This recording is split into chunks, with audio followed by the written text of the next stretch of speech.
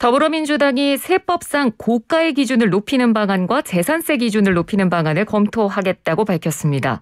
민주당 부동산 특별위원회의 이러한 결정, 기존의 세금을 통해서 부동산 안정화를 꾀했던 정부의 기조와는 확실히 다른 방향이라고 볼 수 있겠죠.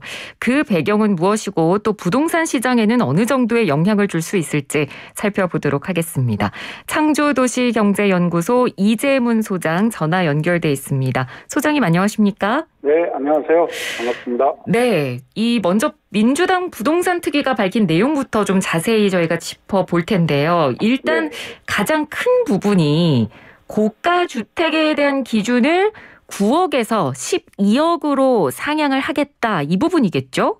네, 근데 그 부분이 최근에 부동산 가격이 좀 많이 상승하면서 주택의 그 중위 가격이 많이 올라갔지 않습니까? 네. 올라가다 보니까 과거 기준으로 했을 때 어떤 고가 주택 기준 9억으로 놓고 봤을 때는 과세 범위가 너무 넓어지고 거기에 따르는 어떤 세금 부담을 할 수 있는 납세자들의 부담이 가중됐다라는 어떤 문제의식이 좀 있지 않았나 이렇게 생각을 합니다. 물론 문제의식을 갖기 전에 그 이전에 보궐선거에 대한 어떤 패배, 그다음 거기에서 나온 어떤 민의를 수렴하는 어떤 그런 내용도 좀 포함되어 있는 어떤 좀 한목적, 좀 복합적인 내용이 좀 작용돼서 지금 이 세금에 대한 조율 부분이 나오지 않았나 이렇게 생각이 듭니다. 네.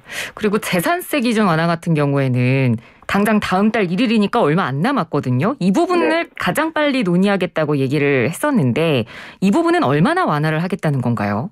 이미 과거에 그 재산세 부담 완화 방안이 공시 가격 현실화 계획과 병행해서 수립이 됐었거든요. 네. 그래서 2020년 12월에 지방세법 개정을 반영해서 2021년도 재산세 부과는 완화된 부분이 적용이 됩니다. 특례세율이 적용이 되는 거죠.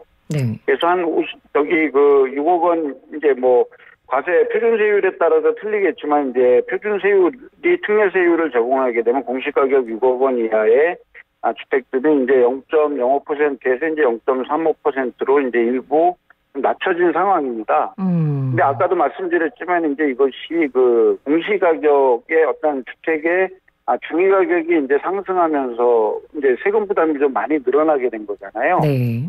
그러다 보니까 그 가격의 기준을 조금 높이겠다라는 부분이 더 우선되지 않을까 생각을 합니다. 세율 조정보다는. 세율 조정은 이미 어느 정도 좀 된 거라고 보여지거든요. 그러니까 감면 상한선을 보니까 기존엔 6억 원이었는데 9억 원으로 올려잡는 방안 쪽으로 지금 논의를 하고 있는 것 같더라고요. 네, 그렇게 하게 되면 아무래도 세부담이 좀 줄어들겠죠. 예, 알겠습니다. 아까 이 소장님께서도 말씀을 해주셨습니다만 지금 서울 아파트 중위값 자체가 이미 지난해 9억 원을 넘겼고요. 이 종부세 대상인 고가주택은 이 기준이 2008년에 9억 원으로 정해진 다음에 지금 거의 13년째 제자리거든요. 그러니까 현실적으로 봐도 이제는 이런 기준 자체를 좀 손을 봐야 된다. 이런 목소리도 좀 나오고 있는데 소장님께서는 어떻게 보십니까? 물론 목소리에 힘이 실리는 어떤 그런 상황입니다. 네. 최근에 주택 가격이 2019년, 2020년에 코로나 사태하고 맞물리면서 주택 가격이 급등하다 보니까 어떤 과거의 기준이 상당히 좀 초라해진 그런 상황이죠.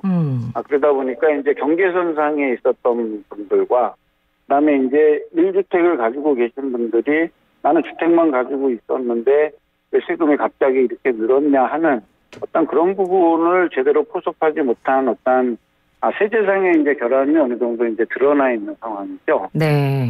그런 상황을 극복하기 위해서는 어느 정도 공시가격을 조금 시장 중위 가격 이상으로 맞추게 된다 그랬을 때는 세부담이 좀 줄어들고 그다음에 급격하게 증가된 어떤 납세자들의 숫자도 어느 정도 조율할 수 있다라고 이렇게 보기 때문에 그리고 거기에 따르는 어떤 대안 중에 하나가 공시가격의 어떤 가격 기준을 조금 9억에서 12억으로 올리는 게 합리적이지 않을까라고 그렇게 생각이 돼서 추진하려고 하는 것 같습니다. 네. 자, 그러면 시장에 미칠 영향도 저희가 좀 볼 필요가 있겠습니다. 그러니까 보유세를 이렇게 만약에 낮춰준다고 해서 시장에 큰 영향은 별로 없을 거다. 아니면 부동산 정책의 후퇴 시그널로 읽혀지기 때문에 가격 상승이 오히려 더 부추기게 될 것이다. 소장님께서는 어느 쪽이 더 가깝다고 보시나요? 저는 이제 가격 상승을 부추기게 될 거라고 이제 보고 있습니다. 네. 지금 이제 우리가 얘기하는 이제 보유세 부분에서 이제 재산세 부분은 이제 어느 정도 인하를 하게 되고, 재산세의 어떤 기준을 이제 조금 올리게 된다 그랬을 때 재산세 부분이 이제 어느 정도 정리가 되겠죠. 그 다음에 이제 종합부동산세 같은 경우도 일단 지금 이제 9억에서 이제 12억으로 올리게 된다 그랬을 때 재산세, 종합부동산세 과세 대상자가 상당히 현저하게 이제 떨어지게 될 겁니다. 네. 그 얘기는 이제 시장에게 잘못된 시그널을 줄 수가 있거든요.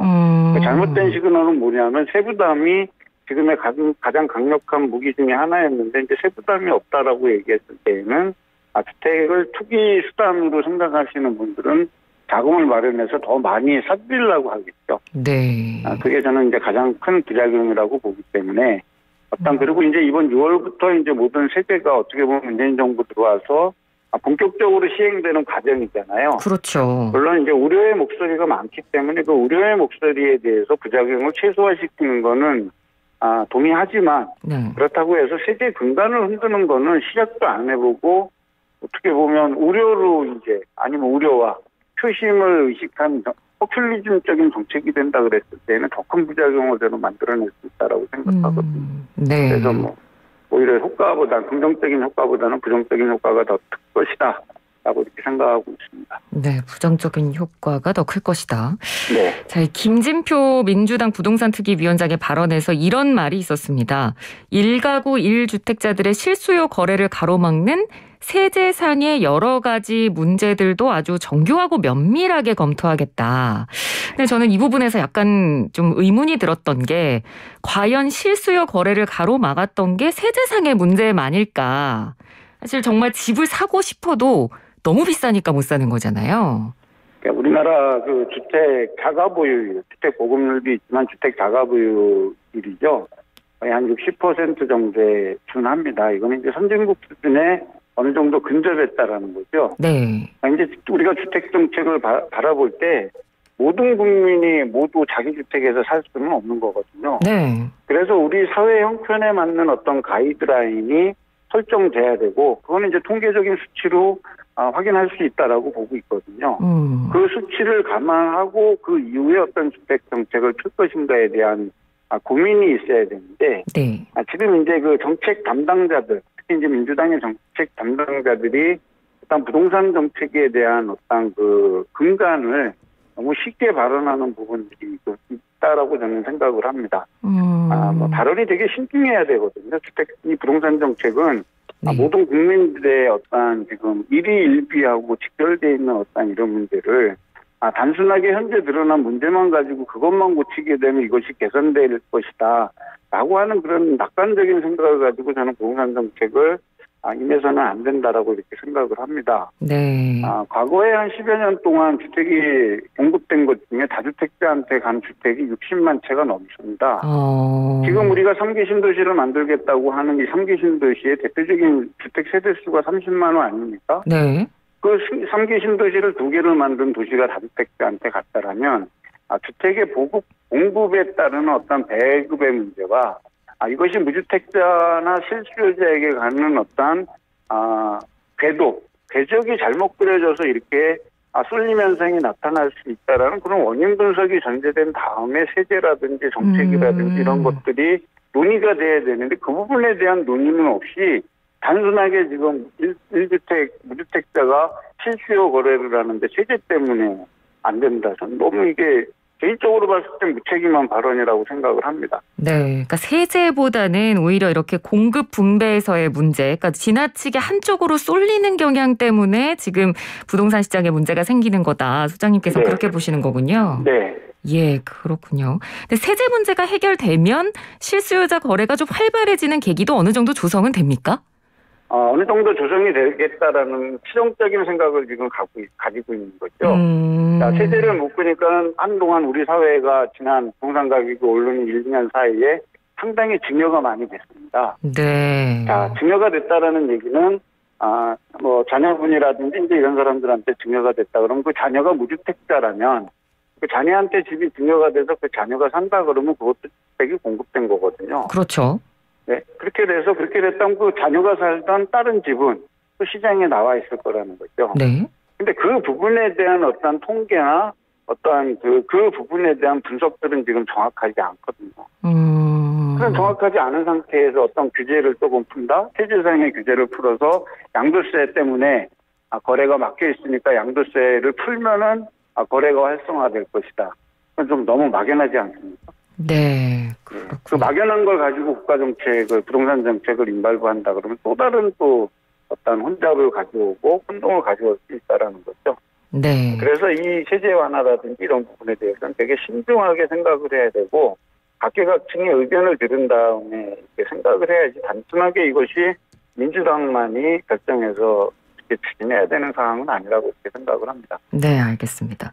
저희가 세제 완화 부분에 대해서 먼저 좀 짚어봤고 또 하나 살펴봐야 될 부분이 바로 이 대출 관련된 부분입니다. 네. 이 무주택 실수요자에 대한 주택담보대출 비율 LTV라고 하죠. 네. 이거를 90%까지 완화를 해주더라도 이 총부채 원리금 상환 비율 DSR의 40% 규제는 예외 없이 적용하겠다 이렇게 이야기를 했는데 네. 그러니까 집이 없어서 돈 빌리는 사람들한테 많이 빌릴 수 있게는 해줘도 소득을 기준으로 해서 빌리게 해주겠다 이 얘기잖아요. 자, 그럼 먼저 LTV 90% 완화가 가능할 것으로 보십니까? 저는 불가능하다라고 생각합니다. 예. 그냥 이건 정치적인 사사라고 생각을 하고요. 대출이라든지 이런 거는 일단 그 돈을 빌리는 사람, 차주의 어떤 소득을 전제를 해야 되고, 네. 그다음에 차주도 보호해주고 차주한테 지원을 해줘야 되는 부분도 필요하지만, 금융회사에 리스크가 올 수 있을 정도의 대출이 이루어져서는 저는 안 된다라고 생각을 하거든요. 네. 그러다 보니까 우리가 이제 제도 자체를 많이 지금 이제 혼용을 해서 이제 쓰다 보니까 이 제도가 도대체 무엇을 이제 추진하고 있는지에 대해서 우리가 좀 본질적으로 한번 생각을 해봐야 되거든요. LTV라는 이 제도는 담보를 확보하게 하는 거죠. 금융기관으로부터. 네. 그러다 보니까 금융회사의 손실을 최소화하는 규제라는 거죠. 그래서 금융회사의 건전성 관리 차원에서 하는 규제가 LTV입니다. 네. 그럼 LTV를 90%를 해줄 수 있다라는 얘기는 금융기관의 건전성이 확보가 되지 않는다면 정부가 90%를 해주라고 얘기해도 금융기관은 해주지 않는다라는 거죠. 네. 자, 그러면 나머지 차익은 어디서 구할까요? 많은 국민들은 이 제도적인 취지를 제대로 이해하지 않는다라면 야 LTV 90% 해줘갖고서 내가 집 사준다 그러는데 내가 실질적으로 60%도 안 되잖아. 그럼 거기에 뭐가 빠져 있냐면 차주의 소득하고 네. 이런 부분이 빠져 있죠. 그리고 DSR이라는 건 뭐냐면 돈을 빌리는 사람이 갚을 수 있을 만큼 빌려준다라는 겁니다. 그렇죠. 그래서 소비자를 보호하겠다라는 거죠. 네. 이 얘기는 과도한 대출을 억제하겠다라는 겁니다. 그러니까 두 제도가 상충되는 것처럼 보이지만 하나는 금융회사의 건전성을 담보하기 위해서 실시하는 제도고 하나는 소비자가 과도한 대출로 인해서 가게가 파산되는 것을 막기 위해서 추진하겠다라는 게 DSR 제도입니다. 네. 그러면 우리가 개인이 대출을 받고 집을 사기 위해서 무주택자가 집을 사는데 내가 소득 기준이 안 된다라고 얘기하면 그 비율은 낮아질 수밖에 없잖아요. 그렇기 때문에 이걸 일률적으로 90%를 해주겠다? 근데 실제 시장으로 가면 50% 40%밖에 안 해준다라면 국민은 또 한 번 분통을 터뜨릴 수밖에 없잖아요. 네. 그리고 이 DSR 제도는 얼마 전에 가계부채 종합관리대책에서 이제 앞으로 강화하겠다라고 얘기가 나온 거기 때문에 그 부분과 병행이 돼서 LTV에 대한 규제도 완화하고 그 범주 내에서 이제 해결이 돼야 되는데 조금 너무 성급하게 앞서가지 않나라고 생각을 하고 네. LTV를 90%로 대출했을 때 금융기관이 리스크를 안게 되고 그걸로 인해서 금융시장에 불안이 온다라고 그러면 그거는 누가 책임을 지겠습니까? 네. 단순하게 무주택자를 위한 제도만은 아니죠. 예. 그러니까 뭐 결국 다시 부동산 대책을 어느 정도 보완하는 수준으로 끝날 것이냐 아니면 기조를 완전히 전환할 것이냐 요 논란이 불이 붙을 것 같은데 네. 오늘 오전에 또 대통령이랑 민주당 신임 지도부 간담회도 있었잖아요. 네. 정부랑 아직 지금 신임 지도부랑 약간 이 부동산 규제 면에서는 지금 의견 차를 약간 보이고 있는데 이 부분에 대한 협의는 앞으로 어떻게 이루어질까요? 저는 이제 본질적으로 보완적인 문제가 이제 나오겠고요. 예. 그다음에 이제 문재인 정부가 1년 정도밖에 남지 않았지 않습니까? 네. 그 정책의 효과가 시장에서 효과를 보기 위한 어떤 그런 정책에 미진했던 부분이나 이런 부분들을 수정 보완하는 이러한 방식으로 기존의 이제 부동산 정책의 완결점을 찾으려고 노력을 해야지 새로운 제도를 막 도입을 해서 한다든지 지금 당장 국민들이 불만을 가지고 있고 그 부분 때문에 민심을 잃었다라고 얘기해서 당근을 주는 식의 어떤 정책 운영은 하지 않다라고 생각을 합니다. 네, 알겠습니다. 오늘 말씀 잘 들었습니다. 고맙습니다. 네. 네, 지금까지 창조도시경제연구소 이재문 소장이었습니다.